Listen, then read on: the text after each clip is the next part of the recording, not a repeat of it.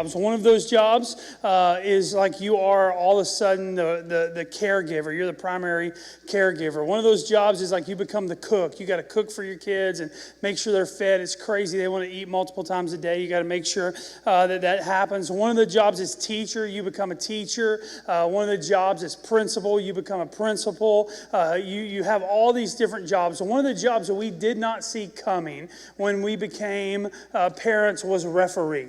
We did not understand that we were going to have to play referee, but as soon as Hadley was old enough to talk back to Hayden, we automatically became referees. And Johanna, when they were younger, and to this day still, they're 9 and 13, Johanna will be like, tell her you're sorry. I'll just be walking by here, tell her you're sorry. I'm sorry. Look her in the eyes when you tell her you're sorry. I'm sorry. Now say it like you mean it. I'm sorry, Hadley. Same way with Hadley and Hayden. Hadley, tell him you're sorry. I'm sorry. Now look him in the eyes when you tell him you're sorry. She tells him, now say it like you mean it. And she always has a little sass about it. I don't think she ever means it, but she does try to attempt to say it like she means it. Why? Because conflict is a part of life, whether you're 9, 19, or 90. You always have to learn how to deal with conflict. And so we're always refereeing in our house because we're always dealing with conflict. We're always making sure to manage the conflict in our home. Conflict in life is unavoidable. Offense in life is something you cannot avoid. Guess what? You will be offended.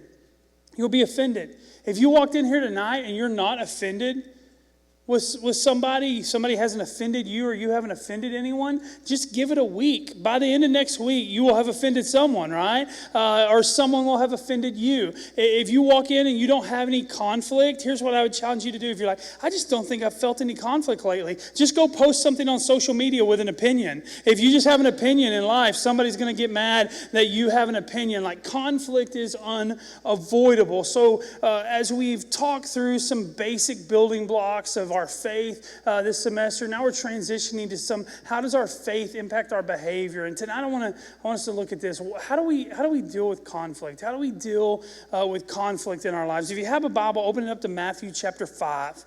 We're going to focus on one verse tonight. It'll be in several places in the Bible. We're going to be focused on Matthew chapter 5, verse 9. This is a part of the Bible called the Sermon on the Mount. And it's the first, Matthew's the first book in the New Testament. This is Jesus' first public teaching, his first public sermon that he's giving. And last year, Joe and I got to go where this actually happened. It was so cool. We got to sit on the hillside where Jesus sat and he taught his disciples, and we got to read the Sermon on the Mount. And we got to, we were with a group of people, and we just got to go verse by verse by verse. And I got to read this verse sitting where they think Jesus would have stood. It was a really cool moment. This is one of my favorite verses in the Bible. It's very simple. It just says this: "Blessed are the peacemakers, for they will be called children of God."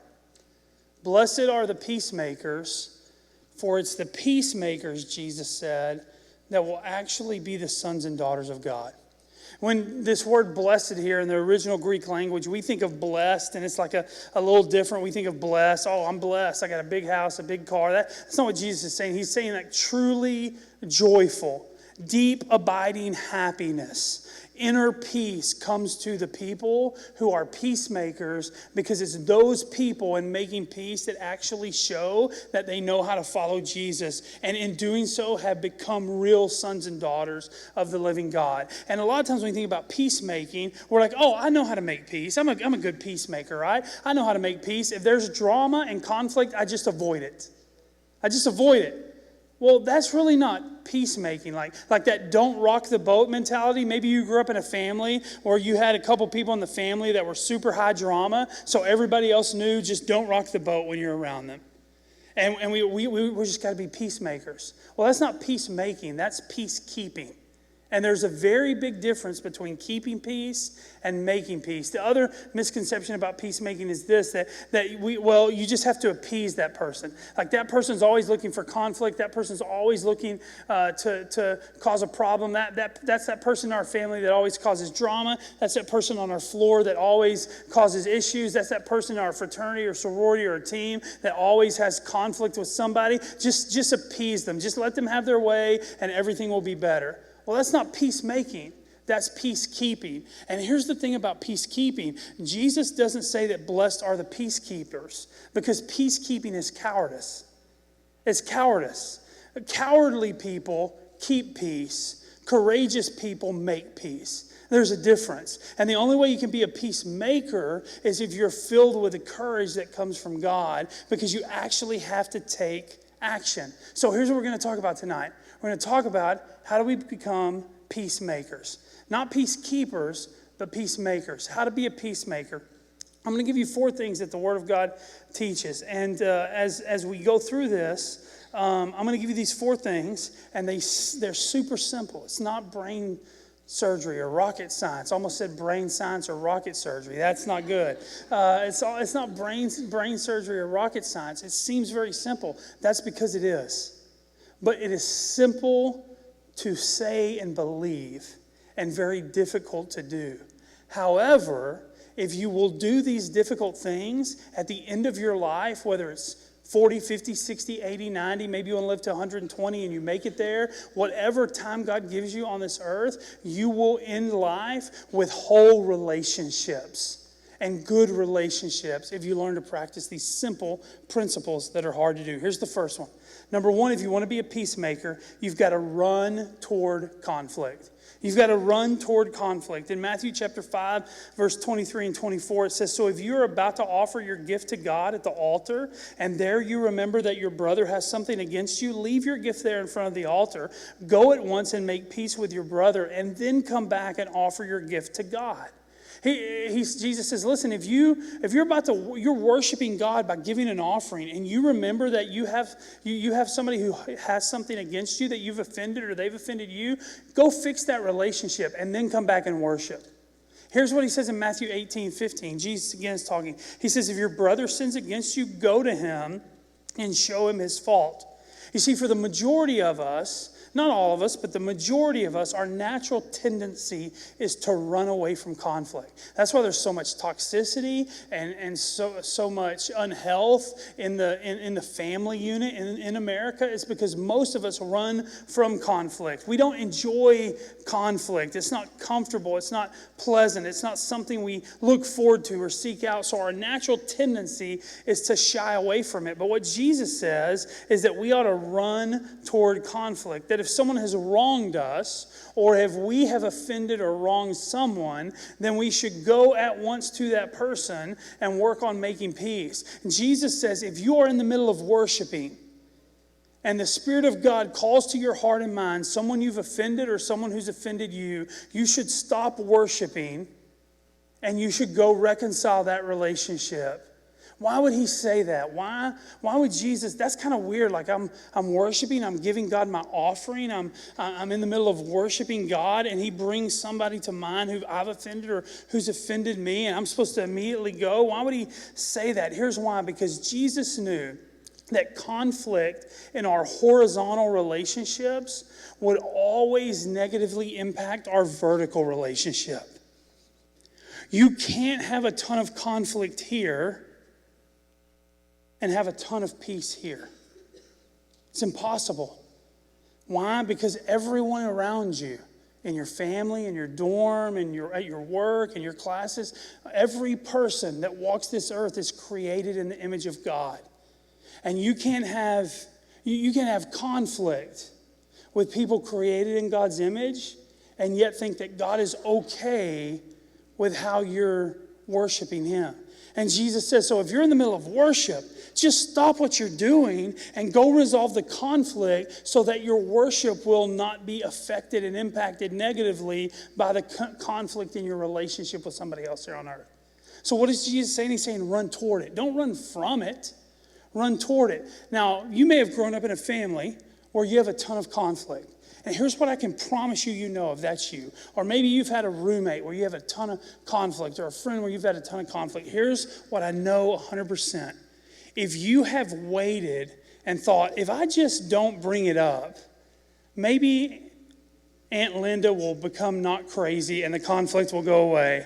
Listen, Aunt Linda just got more crazy and the conflict just got worse. And the longer everybody waited to talk to Aunt Linda, she got crazier and caused more drama and more conflict. And then somebody goes, Aunt Linda, have you thought about seeing a counselor? And what happened? A bomb exploded at Christmas, right? I don't need a counselor. You all need a counselor. And crazy and conflict went all over everybody in the family. And you're laughing because it may not be Linda, but you know who that is in your family. Nobody, by going, let's pretend the conflict doesn't exist, nobody ever got healthier. So we run to conflict. Here's the second one. Listen. Really listen.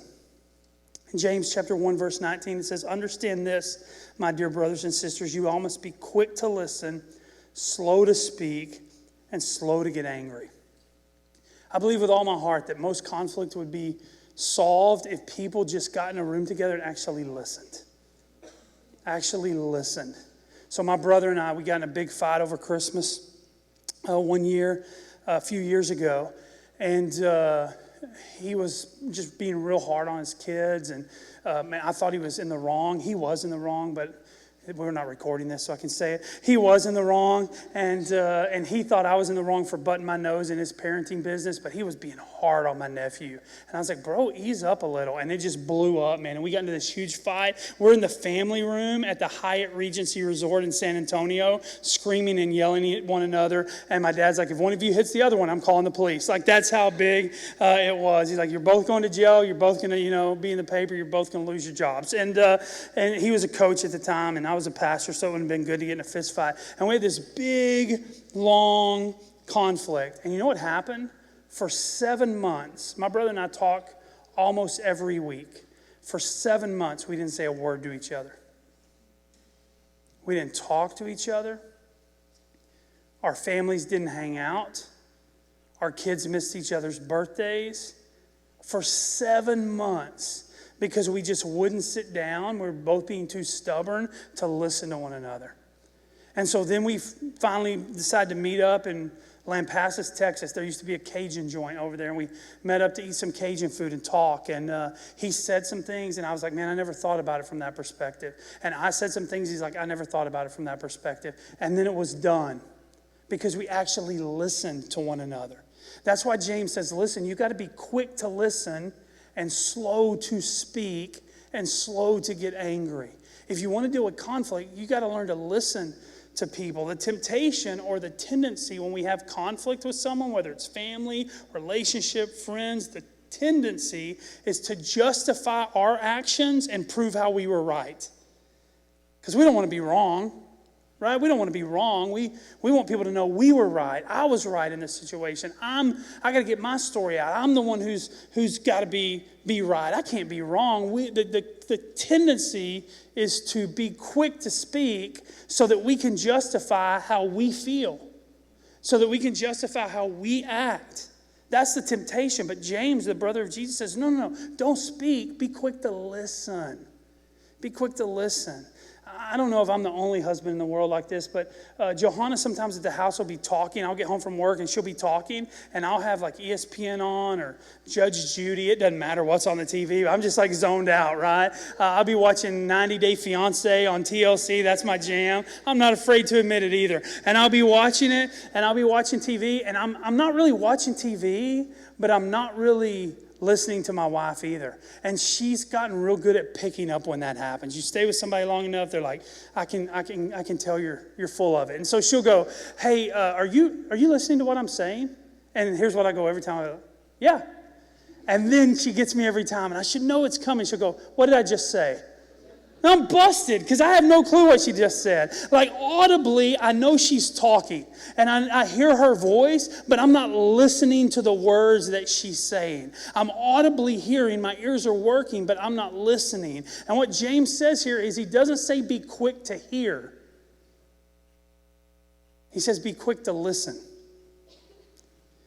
One of the ways that we become peacemakers is we learn to listen to people. When we have a conflict with someone, we learn to listen well, because when we listen, it opens our eyes to another person's hurt, another person's feelings, another person's perspective. We take the focus off ourselves and we put the focus on the other person. If we want to be peacemakers, we'll learn to listen well. Here's the third one. It's this: speak the truth in love. Speak the truth in love. Here's what the Bible says in Ephesians 4:15. Paul's writing to the church in Ephesus, and they had a lot of conflict in their church. In fact, if you go back and read Ephesians chapter 3, there was tons of racial conflict in the church in Ephesus. In Ephesians 2 and 3, Paul is telling the church in Ephesus, the reason Jesus died wasn't just so you could get to heaven. The reason Jesus died is so that you different ethnicities could learn to get along here on earth. And that when Jesus died, he made one family, the kingdom of God, the family of God. And then he goes on to say this: if you're going to learn how to do that, then Ephesians 4 is, this is how you act. If you want to learn how to be one family, here's how you act. And here's what he says in verse 15. He says, speak the truth in love, growing in every way more and more like Christ. Paul says, listen, if you want to grow to be more like Christ, you got to learn to speak the truth in love. And when we're dealing with conflict in relationships and families with friends, we have to know how to speak. We do need to talk about the issues. We do need to talk about how they've impacted and affected us personally. But a lot of times, it's how we speak and how we present what we're feeling and experiencing that can either be water to a fire or gasoline to a fire. It's not just the things we say, but it's how we say them that either become water on the fire of conflict and put it out, or just throw gasoline on the fire and let it blaze. And Paul says, listen, you got to learn to speak the truth in love. Yeah, you should speak the truth. Yeah, you have to stand up for what's right. Yes, you should make a stand and not waver on certain things. But there's a right way, a godly way to speak the truth, and that's in love. I want to show you what Paul means by that with this.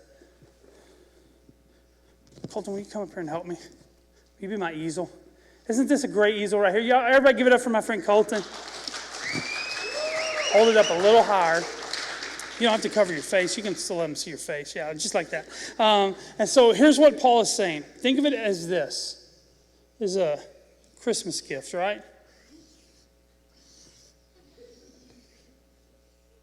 What Paul is saying is that too many times, here's what we do. We wrap up this gift. Inside this box here is this thing called love. But the wrapping we put on it is truth. And we tell people, well, I just got to tell the truth. I got to tell you the truth because I love you. I got to tell you the truth because I love you. I got to tell you how you wronged me because I love you. I got to tell you what you're doing wrong because I love you. I got to tell you how you're wrong on that issue because I love you. I got to tell you why I'm right because I love you. No, you got to do all those things because you're a jerk. It has nothing to do with love, right? But that's what we do sometimes, especially as followers of Jesus. We go, well, I'm right, and people need to know I'm right, so I've got to let everyone know I'm right. But it's because I love them. Well, what we have done then is we have taken love and we have wrapped it in a box of truth. And Paul says that that's the exact opposite of what we should do. I'm going to tear this off, possibly.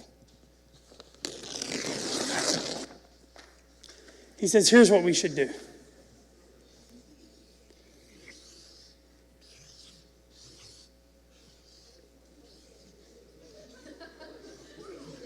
He said, here's what we should do.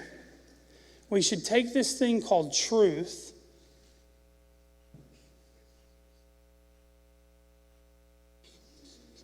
and we should wrap it in a package of love. Because the truth is more palatable when it's packaged in love. Here's what Paul is saying. When you go to a white elephant gift exchange, everybody knows that the gift is crap, right?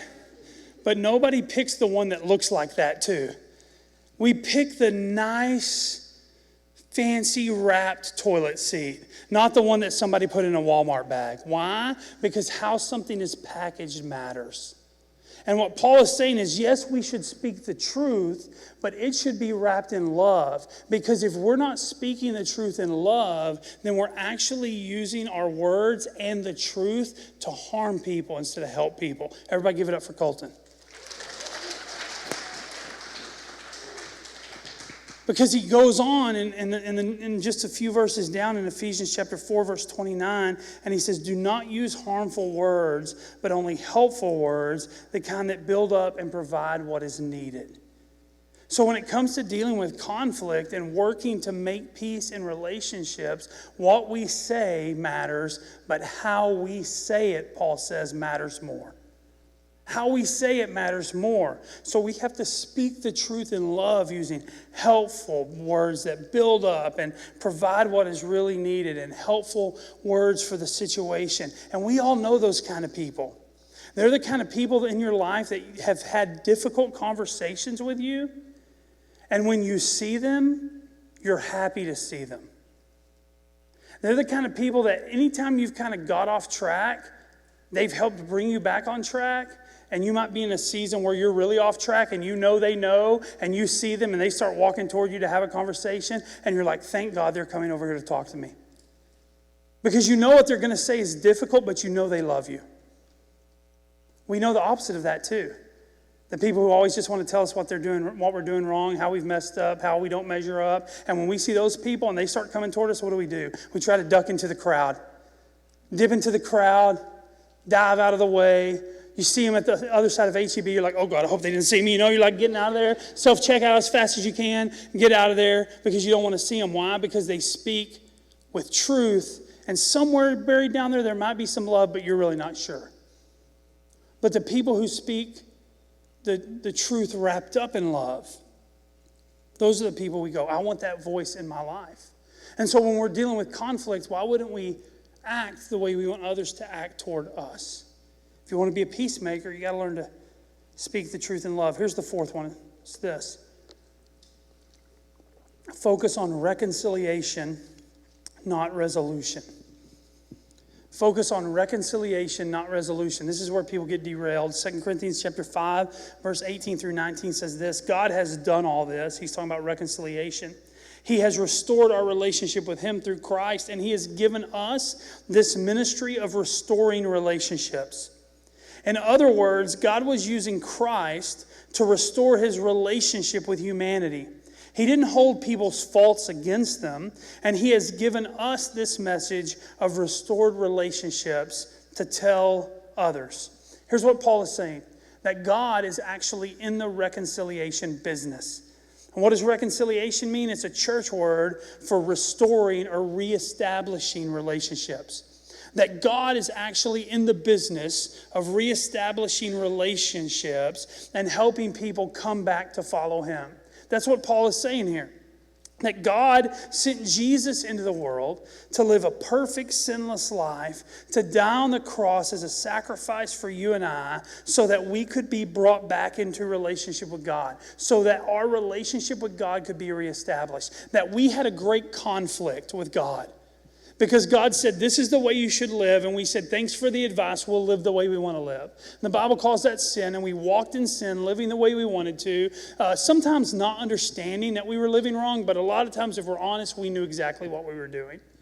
And we were living our own way instead of God's way. And that what God did through Jesus is that he sent Jesus to die on the cross, the Son of God, God in the flesh, to die on the cross for our behalf so our punishment could be placed upon him and we could get the reward of a restored, reestablished relationship with God. And that is the business that God is in. That is the business God is in, to bring people back to him. That is what he's about. But here's the thing. We have to understand that God is in the reconciliation business. But he does not simply want us to be restored to himself. He wants us to be restored to one another. Go read the book of Ephesians. That's what the whole book is about, from start to finish. Paul says, let me write this letter to you, church at Ephesus, because you've gotten a little lukewarm. You're not really following Jesus like you used to. I want to remind you that it was by faith and grace you're saved. You didn't do it on your own. Jesus came to give his life for you. And he said, not only did he give his life for you, but he gave his life for all the people you can't stand, that you talk bad about, that you differ with. He gave his life for them too, so that you could be brought back to the family of God. If you're going to be in the family of God, here's how you operate. You got to talk to each other with love. You got to build each other up. In your family, he even goes into the family. Kids, here's how you treat your parents. Parents, here's how you treat your kids. Husbands, here's how you treat your wives. Wives, here's how you treat your husband. And then he ends it by saying, and every day you better get up and put on the full armor of God, because the only way that you can live out the ministry of reconciliation is to stay connected to the power of God, because it's only God who restores relationships and reconciles. That's the whole book of Ephesians. I just gave it to you in 60 seconds, but go read it for yourself.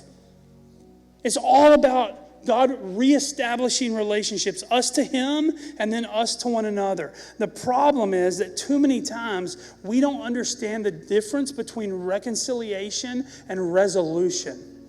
There's a big difference. Reconciliation means we have to reestablish the relationship, and that's what God is all about. But most of the time in our human relationships, we struggle with that because we want resolution. Here's what resolution is. Resolution is resolving every argument and difference we have with other people. And so we think we have to have resolution to deal with conflict, and God says, no, what you should be aiming for is reconciliation. There are some things that you will always disagree on with that person, whoever that person is. That family member, that friend, that relationship, that teammate, that sorority sister, that fraternity brother. There are some things you'll always disagree on, but you can disagree without being disagreeable.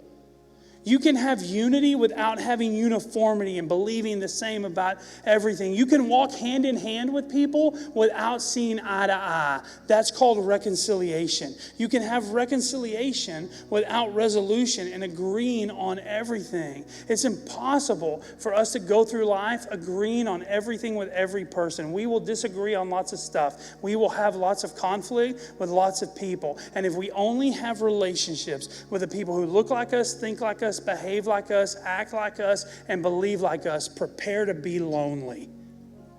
Because there ain't that many people out there like you. You're going to have conflict. People are going to offend you.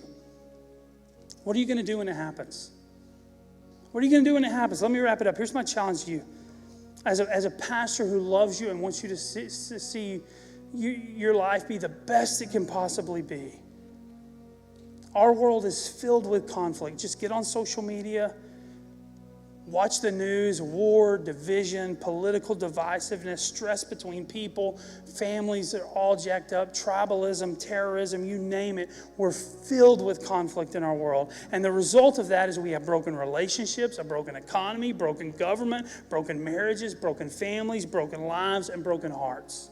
So my challenge to you is this. Would you commit? You can't do anything about anybody else, but would you commit to becoming an agent of reconciliation in a world filled with conflict? Would you just say, I'm not going to be a peacekeeper. The world doesn't need any more peacekeepers. Peacekeeping doesn't work. I'm going to be a peacemaker. I will be a bridge builder, not a wall builder. I will look to how to build people up instead of tear them apart. I will commit not to be a peacekeeper, but to be a peacemaker. And in doing so, here's what you're going to do. In doing so, you're going to follow Jesus, the ultimate peacemaker.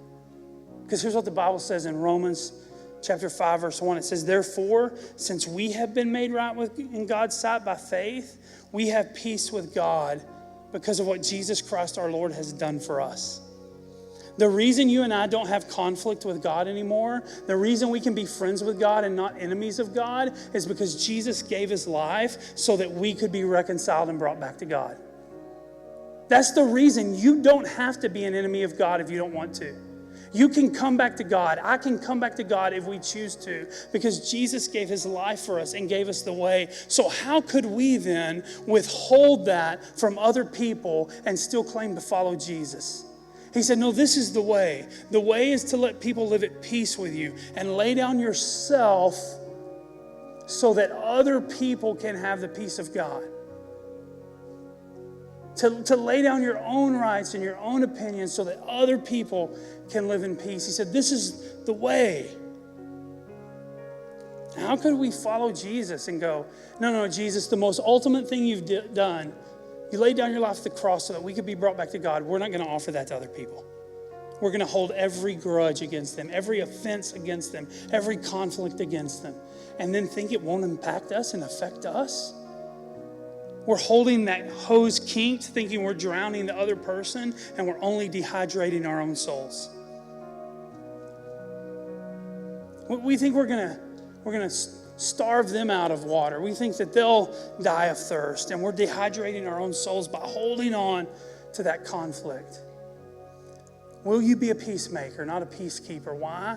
Because Jesus has made peace for you, and he's made peace for me through what he's done on the cross so that we can be brought back to God. And then Paul says he's given us the ministry of reconciling others.